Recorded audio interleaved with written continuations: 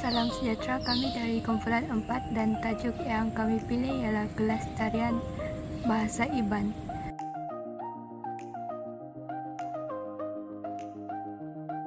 Assalamualaikum dan salam sejahtera. Nama saya Maisura. Saya akan menerangkan bahagian pengenalan. Bahasa merupakan salah satu elemen terpenting dalam pembentukan dan pengekalan identiti sebuah masyarakat. Bahasa Iban tergolong dalam keluarga bahasa Austronesia dan merupakan bahasa ibunda kepada salah satu kumpulan etnik terbesar di Sarawak. Dituturkan oleh suku Iban di Kalimantan Barat, Brunei, Sabah, Johor dan sebahagian wilayah Sarawak di Malaysia. Bahasa ini berfungsi sebagai medium utama dalam penyampaian adat rasam, hukum adat, cerita rakyat dan pelbagai bentuk kesusasteraan lisan yang mencerminkan pandangan hidup masyarakat. Kumpulan saya telah memilih Kampung Sabah Gurin Serian Sarawak sebagai lokasi kajian.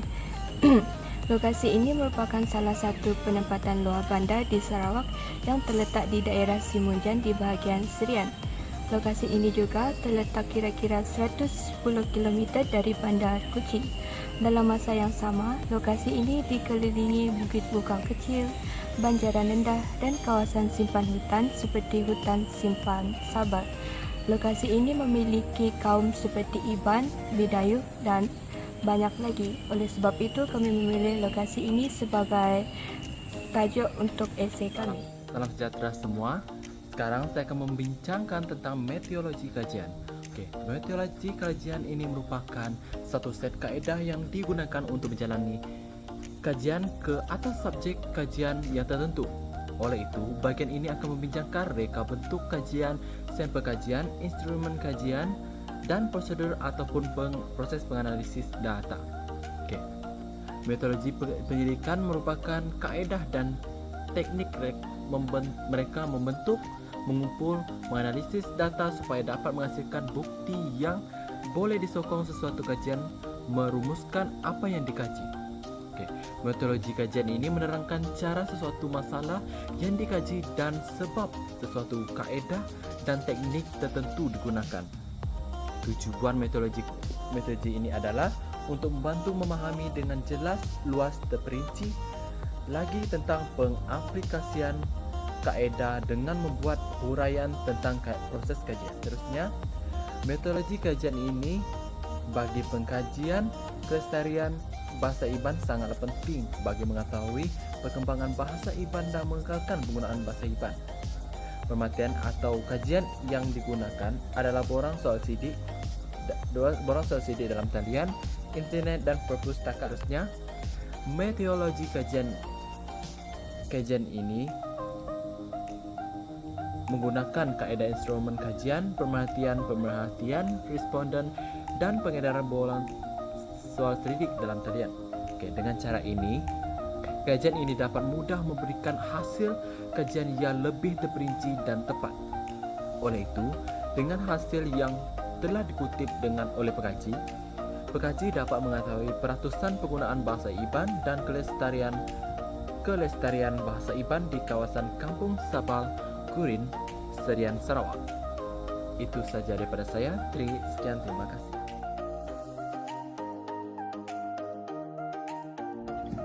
Hai, nama saya Jessica Limewei. Saya akan membentangkan tentang kepentingan melestarikan bahasa Iban, yaitu pelihara bahasa ibunda warisan budaya Iban.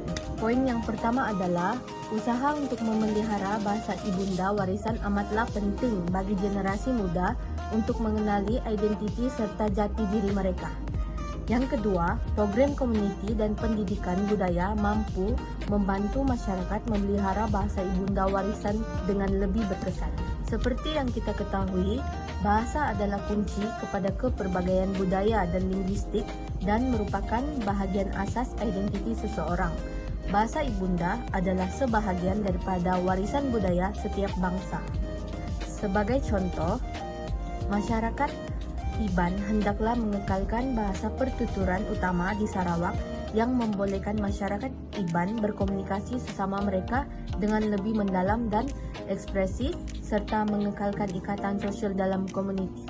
Oleh yang demikian, bahasa Iban adalah bahasa yang unik dan kaya dengan budaya yang mencerminkan sejarah dan warisan masyarakat Iban di Sarawak. Bukan itu sahaja, usaha untuk memelihara bahasa Iban warisan amatlah penting bagi generasi muda untuk mengenali identiti serta jati diri mereka. Terima kasih. Kepentingan seterusnya ialah meningkatkan tahap tingkat komunikasi bahasa Iban. Bahasa Iban mampu memberi peluang kepada masyarakat luar untuk mempelajari dan memahami kosakata bahasa Iban dengan lebih tepat. Sekaligus, ia mampu meningkatkan komunikasi dan perhubungan di antara masyarakat yang berbilang kaum di negara ini. Masyarakat mampu memahami dan mahir dalam penggunaan bahasa Iban sama ada dari segi linguistik atau aspek sastera dan budaya, seperti mengetahui mengenai pengenalan asas dan pembentukan morfologi dan fonologi dalam cabang linguistik. Bahasa Iban dapat digunakan secara meluas dan dapat dijadikan lebih relevan pada zaman moden ini kerana ia penting untuk mengurangkan risiko kepupusan bagi generasi akan datang mengenai bahasa Iban. Contohnya kita dapat lihat dalam puisi, melalui puisi dalam bahasa Iban juga memainkan peranan penting dalam memelihara dan memartabatkan warisan budaya serta identiti bahasa Iban. Okey, kepentingan yang ketiga iaitu memelihara identiti, warisan budaya dan jati diri. Kepentingan melestarikan bahasa Iban amatlah penting dalam konteks pembinaan jati diri, kesinambungan warisan budaya serta pengukuhan kesepaduan sosial dalam masyarakat majmuk Malaysia kerana bahasa bukan hanya sekadar alat komunikasi tetapi juga merupakan saluran utama untuk sejarah sesuatu etnik. Bahasa Iban juga berfungsi sebagai medium pewarisan adat resam, kepercayaan tradisional, sastera lisan seperti pantun dan cerita rakyat serta ritual adat yang diwarisi sejak turun-temurun. Seterusnya, memperkukuhkan perpaduan dan jati diri. Bahasa ibunda merupakan perantaraan untuk mengekalkan nilai-nilai warisan nenek moyang sesuatu bahasa tersebut. Hal ini penting untuk memastikan warisan sesuatu bahasa itu terus hidup dan berkembang bukan sahaja dalam komuniti masing-masing, malah sistem pendidikan yang mendukung kepelbagaian linguistik. Hal ini membuktikan bahawa penting bagi kita untuk memelihara bahasa Iban agar tidak hilang ditelan oleh permodenan kerana ia merupakan cabaran terbesar pada era globalisasi ini. Bahasa Iban juga merupakan suatu cerminan bagi identiti masyarakat orang Iban yang mampu mengukuhkan lagi warisan budaya serta nilai tradisi bahasa Iban kerana tanpanya bahasa, masyarakat Iban akan kehilangan akar yang menghubungkan mereka dengan sejarah, adat dan jati diri. Dengan adanya bahasa, masyarakat dapat mengetahui asal-usul mereka, adat dan warisan nenek moyang mereka kerana bahasa merupakan punca masyarakat takkan kehilangan akar budaya yang menjadi tunjang kehidupan. Rumusannya, memelihara bahasa Iban penting bagi mengekalkan warisan budaya, bahasa identiti bagi masyarakat etnik Iban. Bahasa Iban dapat dijadikan sebagai alat utama dalam menyampaikan nilai tradisional, sejarah serta pengalaman hidup bagi masyarakat Iban yang membawa bentuk jati diri komuniti. Pada masa yang sama, pemeliharaan bahasa Iban amat penting agar dapat memastikan kesinambungan budaya dan warisan intelektual untuk generasi akan datang serta memperkukuhkan rasa bangga dan jati diri masyarakat Iban dalam menghadapi cabaran globalisasi dan perubahan zaman.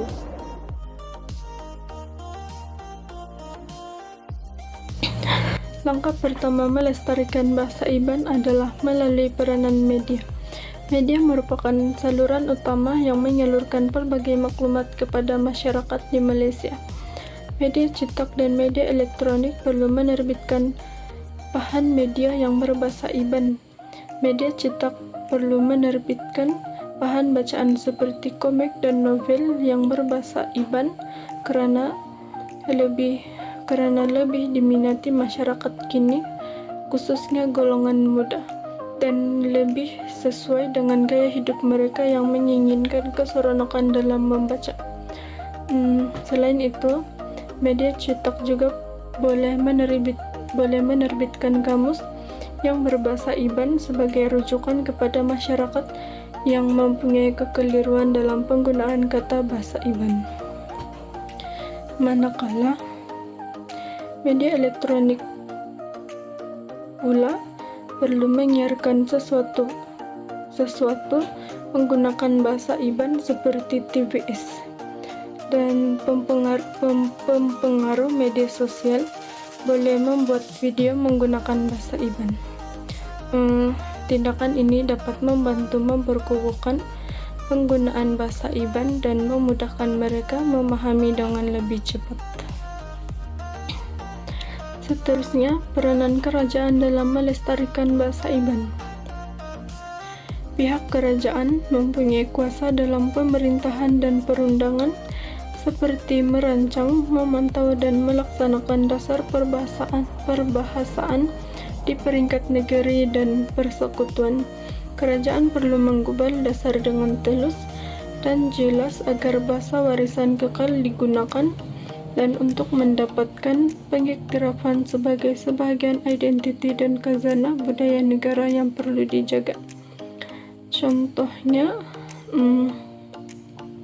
bahasa IBAN digunakan dalam urusan rasmi di kawasan yang mempunyai majoriti adalah kaum IBAN.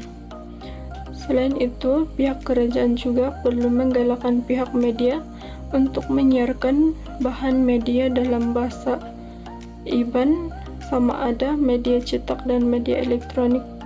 Akhir sekali, dalam aspek pendidikan, pihak kerajaan perlu menyusun semula silibus dan mengukuhkan pengajaran bahasa IBAN di peringkat sekolah dan universiti. Salam sejahtera, hai, nama saya JQ Heaven Nelichnito. Saya akan membentangkan salah satu langkah untuk melestarikan bahasa IBAN, yaitu peranan keluarga. Keluarga memainkan peranan yang sangat penting dalam melestarikan bahasa IBAN, karena ia merupakan pendedahan awal bahasa IBAN kepada anak-anak. Ibu bapak juga perlu menggunakan bahasa IBAN secara konsisten di rumah, agar anak-anak mereka terbiasa mendengar dan bertutur dalam bahasa tersebut. Selain itu, penerapan cerita rakyat, lagu, dan adat resam dalam kehidupan seharian dapat membantu anak-anak mereka memahami bahasa IBAN secara mendalam. Di samping itu, ibu bapak juga boleh menyediakan bahan bacaan dan kandungan digital berbahasa IBAN supaya anak-anak mereka dapat belajar dengan seronok dan sesuai dengan zaman modern. Jadi, kelestarian bahasa IBAN ini bermula dari rumah dengan sokongan dan teladan yang betul daripada keluarga untuk bertutur dengan yakin dan bangga. Oleh itu, generasi muda akan dapat mengekalkan bahasa IBAN sebagai warisan budaya yang berharga. Langkah lain untuk melestarikan bahasa IBAN ialah melalui peranan pendidikan, yaitu dengan memperkenalkan dan mengukuhkan bahasa IBAN dalam kurikulum sekolah rendah dan menengah. Dengan sokongan guru option bahasa IBAN yang berperanan sebagai teladan dan pemangkil minat belajar terhadap bahasa IBAN. Selain itu, penyediaan bahan pembelajaran dan penggunaan teknologi digital dapat meningkatkan keberkesanan pengajaran dan pembelajaran dalam bahasa IBAN. Bukan itu sahaja, pengajaran aktiviti kokurikulum di sekolah seperti pertandingan bercerita dalam bahasa IBAN, sambutan Hari Kebudayaan dan Minggu Bahasa IBAN akan menggalakkan penggunaan bahasa IBAN dalam kehidupan seharian pelajar. Oke, baiklah. Saya akan menerangkan berkaitan status bahasa IBAN menurut EGIDS. EGIDS merupakan singkatan bagi Expanded Graded Intergenerational Disruption Scale. EGIDS menilai sejauh mana sesuatu bahasa diwariskan melalui generasi ke generasi yang lain. Seterusnya, EGIDS ini mempunyai 14 tahap, yaitu dari bahasa yang paling kukuh sehingga bahasa yang kukuh. Jadwal yang diberikan, kita boleh nampak bahwa bahasa yang tergolong dalam jadwal berwarna merah atau seangkatan dengannya merupakan bahasa yang paling lemah, yang terdiri dari yang tidak diketahui dan telah pupus. Manakala bahasa yang berada di kelompok berwarna ungu itu bermaksud bahasa yang paling kukuh sepengetahuan kita semua. Bahasa IBAN ini tergolong dalam kategori 6E, yaitu vigorous. Vigorous ini dia membawa maksud kepada bahasa yang masih diwariskan dan digunakan sebagai komunikasi harian sehingga diwariskan kepada satu generasi ke generasi yang lain. Seterusnya, faktor yang menyebabkan bahasa IBAN ini tergolong dalam kategori 6E yaitu penggunaan dalam pendidikan formal sangat terhad, dan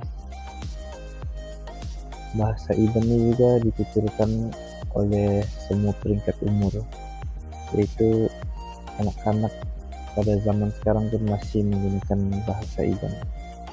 Tetapi bahasa IBAN ini tidak mustahil untuk turun ke tahap yang lebih membimbangkan sekiranya bahasa IBAN tidak diwariskan kepada generasi yang akan datang. Assalamualaikum dan selamat sejahtera.